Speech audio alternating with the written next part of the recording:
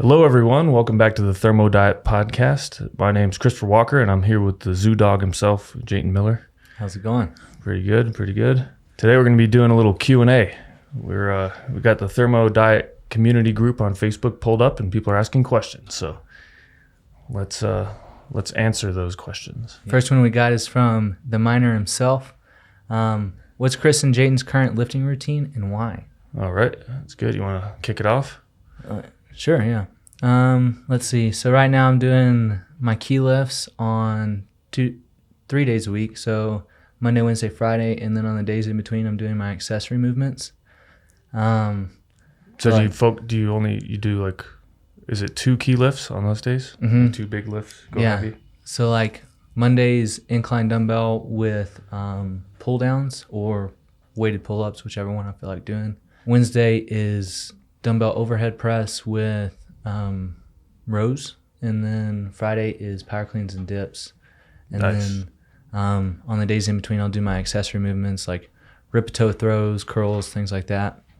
And it shortens the amount of time that I'm in the gym tremendously. Yeah. But it also, like, it gives me a very good routine, so I can go in there, I'll work out, I'll hit the sauna, and I'm in there on a daily basis, so I can just be consistent with it really easy. Mm-hmm. And I noticed that my lifts tend to go up pretty well whenever I'm not having to, especially like on the accessory movements, like I can move a lot more weight and put my muscle under a lot more stress. So that's been really beneficial. And then like on the weekends I'm skiing, and then I'll probably hit the sauna on the weekend sometimes if I have time on the weekend. So it's been pretty effective. Yeah, it sounds like kind of the thought process behind the Thor 5-day, mm-hmm. where you kind of you're in and out a lot more quickly. Mm-hmm.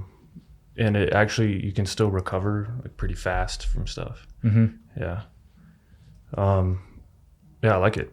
Yeah. Pretty active. Yeah, definitely. Of course, like yesterday I kind of went off my routine a little bit because I went for a PR on incline on Monday and I missed it. So I was like, I got to get that. And so I went back in yesterday and I got it and I was like, oh, nice. Yeah. On dumbbells? Mm-hmm. Or, yeah. Yeah. What are you up to on dumbbells incline? Yesterday I got 115s for 6 reps. Dude, that's solid. Yeah. Very solid. So my best is 130s for 4. So I need to get back up there. What? Yeah. Holy shit. My all-time best on barbell incline is 275 for 6. So that's good, man. I'm trying to get back up there too. The 130s, those are the head turners. Yeah. When you see someone in the gym pick them up, you're like, what? Yeah. Well, the guy that spotted me yesterday, he was doing flat bench and he was going for the 110s and he got them for 1 rep and he was like, yeah, I can't do it. And I was like, you mind spotting me? Crack your knuckle. Yeah. I was like, let's do it. I asked him for a spot and I hadn't grabbed the dumbbells yet. And then I went and grabbed them and I kind of like glanced at him whenever I was walking him back and he was all like, damn, okay. Got that Texas strength. Yeah. So. Hell yeah. Dude, you gotta, once you go back to the 130s, like get that on video. That's fucking awesome. All right. Yeah. Well, my gym only has 120s. So. Oh. Just do 120s for 12 or something. It's crazy. Yeah, I can do that. Yeah. Yeah. I think my best was 120s for 4. Okay. I think that was my PR. But yeah, that's heavy, man. Oh, yeah, 130s is crazy. Yeah, I can't. I'm a little ashamed to say my lifting has been like on the back burner lately. So I'm hitting the gym like 2 to 3 times a week. I go in for. It's pretty fast, usually like 30 minutes. I'll hit like key stuff and then a couple accessory things. Mm-hmm. Key things being like kind of similar, focus on like 2 big things first. I started doing little warm-ups with I'll do a leg warm-up. I think Robert figured that one out last year where he was like, try doing a leg warm-up before you go for your big upper body lift. Instead of just going, like doing a kind of swing your arms, like doing a little warm-up and then just going for it. Mm-hmm. So I started doing that last year and it helps a lot. Especially, I would do mainly like, though the gym I'm at now doesn't have this, but it's that mule kick type machine, the glute kickback. That one's a great warm-up because it kind of if you go really heavy and full stack it, engages your whole body, your core, everything, but it's mostly focused on the lower body. And then it's almost like you just, by the time you're done with 3 sets of that on each leg, you're like ready to rock. You're in it. So yeah, I like to start with like a leg warm up, and then I've been doing face pulls, like high face pulls, kind of over my head. Yeah. Just to really engage up here and traps and shoulders and everything, upper back, and then going into doing like overhead press, weighted chins, weighted dips, those sorts of bigger lifts. Just building up the heavy on those, and then just do some accessory movements on whatever I focused on the big lift, or like kind of back and forth between, let's say it was overhead press and weighted chins, and then do like like lat raises, the face pulls, weighted pull, like lat pull down type thing, or rows. Okay. And then some curls. Nice. But I'm usually in and out like 30 minutes. I'm kind of just, I should be lifting heavier. I just haven't been I've been pretty tired lately with all the stuff at work, all the stuff we're doing. By the time I get home, I'm like, oh, all right. Yeah. Just do it. Just get out of the house, walk to the gym, get over there. Yeah. Yeah. I noticed that I have to go home, change, and leave as soon as I can, because if I sit down, then there's like no chance of me going to the gym. So I got to stay moving. Yeah, that's what, it's a good point of just going to the gym every day as a habit is actually pretty good, as long as you're not, lifting super heavy every single day. So like your program that you're doing is pretty well designed, because you're focusing still on like 2 or 3 days a week of like the big lifts, and then the accessory movements in the middle. So you can recover pretty fast. And then, it actually feels awesome to like get in there and get out, even if it's like 20 minutes. You just feel good, refreshed. And you're like, all right, I'm glad I did it. You never say like, oh, I shouldn't have gone to the gym. It's always like, all right, I'm glad I did. Yeah. And then I'm always like, oh, it's, it's only 20 minutes. Like, let's just go. Like, you're not that tired, So for my warm up, I usually do the rower for like 5 minutes just to get my core body temperature up. Yeah. Every once in a while, I'll forget to like raise the level on it. And there was one time I thought I broke it, because like I pulled really hard, and the resistance is based on the amount of resistance that you put on it. Yeah. And there was no resistance whatsoever, and I fell off the back of it because I pulled so hard. So yeah, I'm definitely in the habit of making sure that the level is up on that thing. But whenever I go in there and I don't have anything to do, I'll usually do like some band work and then like some jump rope or something, just to like work on a skill. But yeah, and then I really enjoy the sauna. The dry sauna is really nice. Get those heat shock proteins up. Definitely, yeah. And I noticed that getting back into my body afterwards, it's a lot easier for like my cognition to like get back into something. So that's been beneficial. Yeah, I've been thinking about, I'm gonna once this big push of like getting all these funnels done is over, I'm gonna shift into like focusing again on a couple key strength movements, especially weighted chin-ups, because I got so heavy last year. Like, I think I can get the world record on those, because the world record is like 221 for 1 rep. Okay. You got up to like 180 for 1 rep, didn't you? I did 190 for 2 reps was the highest I got. Damn. Yeah. 180 for 4, 190 for 2. Nice. But I tried the 190 for 2 after I did, because I did a 180 for 2, where by the time I got to the second rep, I was like, I'm feeling really good. I'm going to just stop here. And then I like tried to wait for about 10 minutes, recover, and then go for the 190s. But yeah, I probably should have tried fresh for those, but I'm going to work on those again. It'd be nice to have that title too. Yeah. Just like, I'm the strongest in the world at this. It's already close. So it's like, and right now, because I haven't been focused on as much on like the lifting aspect, it's just been kind of something that I'm trying to just keep in my routine, maintain. But it's hard to maintain pulling 180 for 4, because it's a lot. But I can do like 135s for whatever. But yeah, I'm pretty sure like if I focus on it, I'll get back to it really fast. It'd probably be 3 or 4 weeks back up there. So I was thinking about that because you feel so good when you're doing heavy like weighted calisthenics movements, dips and weighted chins. Yeah. Just my whole body feels better as a unit because it's so like full body engaging. Even like upper legs, when you're holding like a lot of weight on the weight belt, you're still, you know, your lower back gets stronger, your hips get stronger, your like upper quads get stronger because you're hanging on to that stuff. So yeah. Do you think that has some to do with like the muscle tissue activation and the hormonal response from that? Yeah, I'm sure it has a huge role. Just feeling good, you know. Yeah. You feel like a monster when you do something like that. You know? You're just like, yeah. I bet that's a benefit in itself too. Yeah. Just poking the ego a little bit. Yeah. Exactly. So yeah, that's a good question. Heck yeah. Let's see. Joe Areno. Joined Thermo, best decision ever, but realized how much work I have to do to get back into good health and balanced hormones. I take responsibility, but do you have any tips to mentally prepare for the long road ahead? Tip number 1, don't think it's a long road. Just like life is a road to walk down. It's like you're just walking down a different one than you've been walking down, right? Like it's not, don't think about it as like a long slog. Thermo's pretty damn fun. It's not even like once you get going in it, it's just a lifestyle. It is your life. You don't have to think about there being an end to it really. You just go. I mean, definitely. I view it as like a constant creation. Like you're constantly creating yourself. There's really no end point into that. Yeah. Yeah, it's enjoyable and there's nothing like long about it.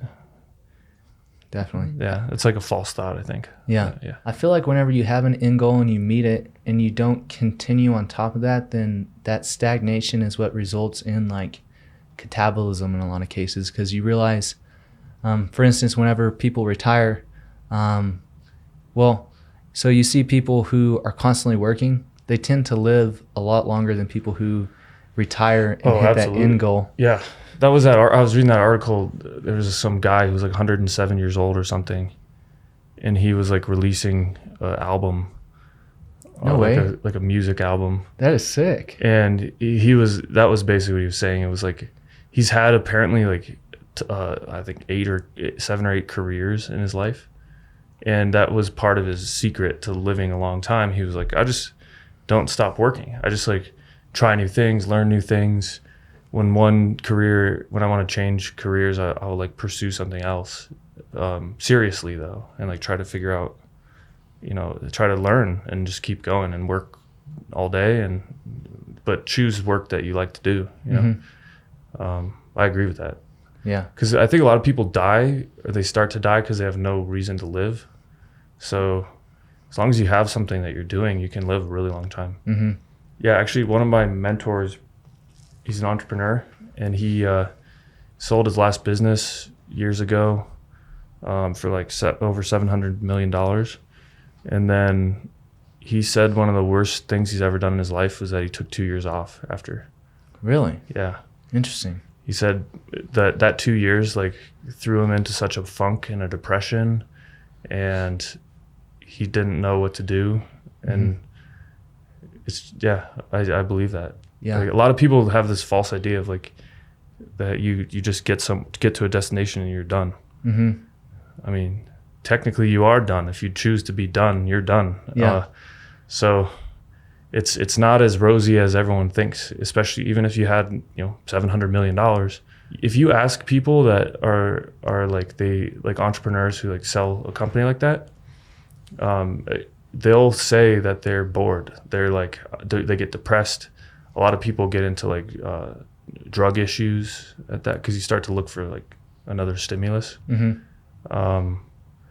And if that was your goal, then you reach it, and then you're like, what now? What do I do?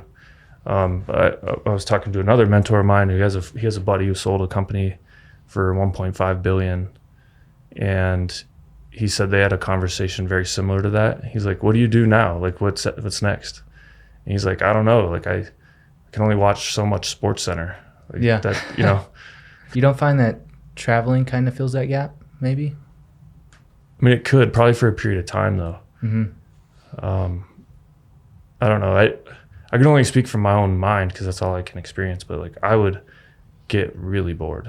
Yeah. I think 90 days I would be so bored if I like took it off. I would come up with something else to do, like, and dive into it and spend all my time doing it. Yeah, definitely. Yeah, I can see that. I can't see myself not creating anything.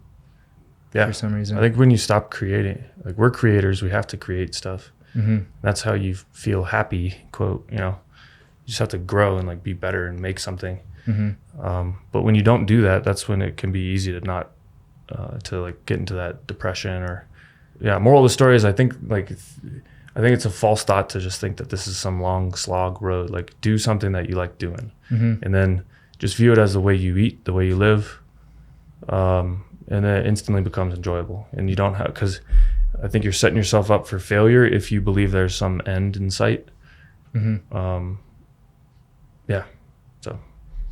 Heck yeah. Synergistic effects of taking Mucuna, Cortigon, and Miracle Morning. yeah, actually there's been a lot of questions about that. Yeah. Like, you know, what's the difference between them all? Should I take them all at the same time, or should I just use one?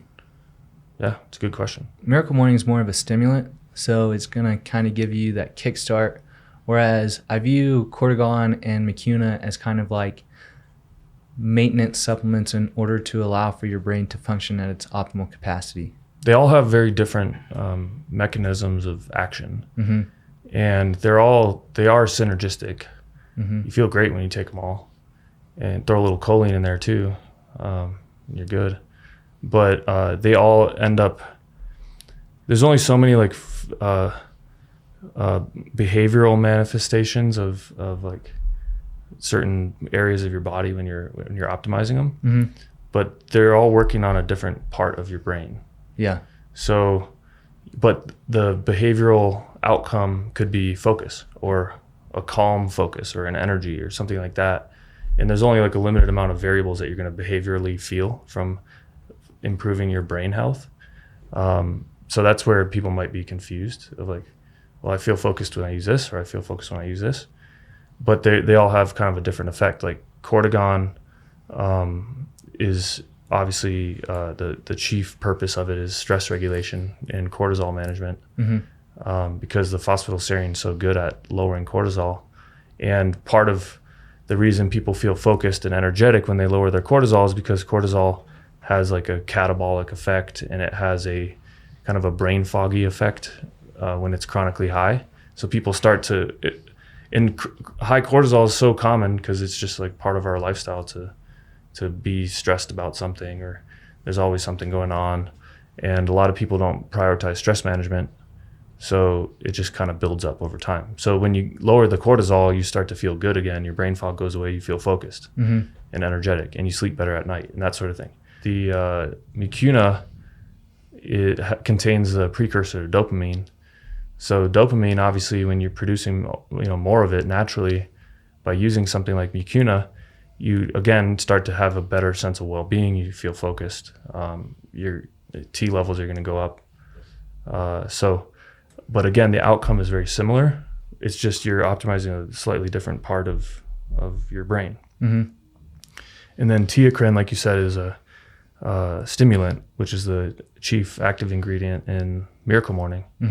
And that's more like an acute action. It's like, all right, I'm just take one or two of these in the morning, drink my coffee, boom, feeling good at work all day, good and focused. But you can have a similar good effect with using, regularly using Mucuna and Cortigon and choline, where it's going to be more of like a buildup effect, where Miracle Morning is more acute. Like, I need to focus right now. This is what I'm going to use. Yeah, definitely. Cortigon and Mucuna would be the oil in the engine, whereas Miracle Morning would be like the jet fuel that you're going to put in there in order to get going. The NOS. Yeah. Hit the NOS. But yeah, so next question.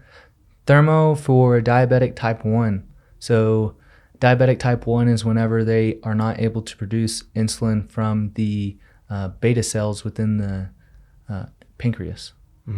From my perspective, off the top of my head, the first thing that I would do is probably downregulate the amount of fats that you're intaking because of the Randle cycle. So you're going to have less free fatty acids competing with glucose to get into the cell.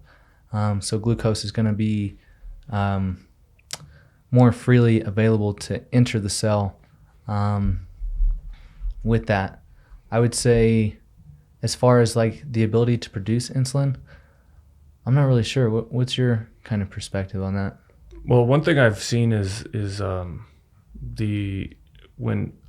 we've seen testimonials come in from Sensulin and using the berberine and the glucohelp in it with a really good effect for type 1. So there's something to that might be a good support supplement for people. But I think in general, like the type 1, I mean, what's like the main thing that people tell type 1 diabetics to eat? I think it comes down to the same type of foundational optimization as anything else. Yeah. I don't think it's that radically different. If you're optimizing your thyroid and your reproductive hormones in general, naturally, like the balance will improve of everything. Yeah. And I would say, as far as like carbohydrates, I wouldn't be afraid of them, because once you begin to mix macronutrients, the glycemic index is completely irrelevant. Because like protein is going to slow down the release of carbohydrates into the system. So is fats. So I wouldn't necessarily say that that's important, as people tend to lead on. I wouldn't isolate any macronutrients. I wouldn't eat them in an isolated form because of that. Yeah, I think it doesn't change much about like the approach to eating Thermo. Like the food choices and stuff like that. Yeah. It's, fruits and roots, some, white starch type stuff, but less of it. And then focus on your micronutrients, get your protein sources and fat from, good high quality animal sources, or, the Thermo oils like coconut oil or avocado. Or chocolate. That's about it. I mean, I don't think it changes anything. Yeah. Hairline supplement update from the hairmaster himself. Oh, hair loss. Hair loss supplement. Yeah, so if people don't know, Aaron grew back all his hair doing Thermo. Yeah. I mean, damn, hell yeah. Yeah. His testimonial is crazy. Yeah. It's an amazing video he sent. Or I remember when I first saw it, I was freaking out. I was like, this is amazing. Because I had the theory years ago that I put out on YouTube. I was like, I think this is actually how it's going to, like, it's a myth, the whole DHT testosterone thing. And then Aaron put it into action and was using the Thermo diet, UMZU supplements. What do you have? What was the other thing he was using? Derma roller, I think. Yes. Yeah. And then I think it was about a little over a year, and he had this like amazing hair regrowth. Yeah. Yeah. Long too. Yeah, it looks great. It's thick, long hair. Yeah. Yeah. Long locks. The supplement update. So basically what we're doing right now is we're working on adding a module to the Thermo course about like specifically what to do if you're experiencing hair loss. And then after that would be the time where we would start to bring the supplement out, hopefully later this year. But in the meantime, I think thyroid is an amazing thing to use. Big time. Yeah. Yeah. Collagen, bone broth. For sure. And I would utilize red light therapy too. That's going to be really good. So, heck yeah. Yep. So it's in the works. First, it's going to be the module to the course, though. Yeah. So look out for that. Colostrum Benefits. Is it worth purchasing? I wouldn't be taking it for any other reason than just trying to better my overall health. I don't know much about colostrum. Yeah. So colostrum is like the first milk that mammalians have whenever they're born. So it's like that very first nutrient dense form of milk, I guess. And so I know that there's a lot of different growth factors in it that are really good for recovery, specifically like tissue generation. And then I do know that there's a lot of digestive benefits, so it's really good for like the gut lining and stuff like that. Makes sense. It's really good for muscle growth too. I would say overall it's probably worth supplementing with, especially if you're just curious about it. As long as the source is good. Yeah. Where they get it from that's probably the key element. Definitely. Yeah. Yeah. How much fat there is in it, antibiotics, hormones, Yeah. all that good stuff. But no, I mean, I think that it's a valuable supplement to experiment with for sure. Especially like if you have the extra income to put into it, like why not? Mm-hmm. But Thermo market update. So Thermo market, so I really want to do it. Business wise, we always have to like look for prioritization in energy spent and resources spent. And right now the prioritization is on certain UMZU initiatives to, you know, bring the like kind of the top 10 supplements that we have out over a wider audience in terms of the marketing. And so the whole team has been super focused on that. However, we built everything we wanted to build like way ahead of schedule. So that being said, if they begin performing the way that we need them to perform and want the outcome to be, then I think bringing Thermo Market back into the initiatives is an appropriate thing to do. Mm-hmm. You know, you already have good relationships established for us with like some key food companies, so that's good. It wouldn't be a very difficult thing to do. We just have to make sure that we have the bandwidth to do it, and that's kind of the constant struggle when you're building a business up, to like make good choices about that sort of thing. Definitely. Yeah. We're also going to do things like hair care and body products and stuff like that, aren't we? Yeah. So we had a call with the manufacturing sourcer for deodorant the other day. So 2 days ago. I had one lined up before, and then the dude just disappeared. Like I wanted to buy the deodorants from him, and he just I don't know if he went out of business or something. So we're lining up. That's kind of a constant thing that you got to deal with sometimes in manufacturing, is inconsistencies with stuff. So we're getting referrals. Like we have some friends who own a all natural personal care product line, and they're helping us like find good manufacturing right now. And we want to include it in. We're building out like a really good retention program this year, in terms of like subscription incentives, free gifts, loyalty programs, ways to really help build UMZU products and Thermo lifestyle into people's lives that's easy and affordable and fun. And you can like, you know, earn loyalty points, get free products, have free gifts and that sort of thing. And I think doing the personal care line will be a good part of that, of like getting good personal care options into people's hands easily. You know, a better deodorant, a better toothpaste, better soaps. Definitely. Yeah.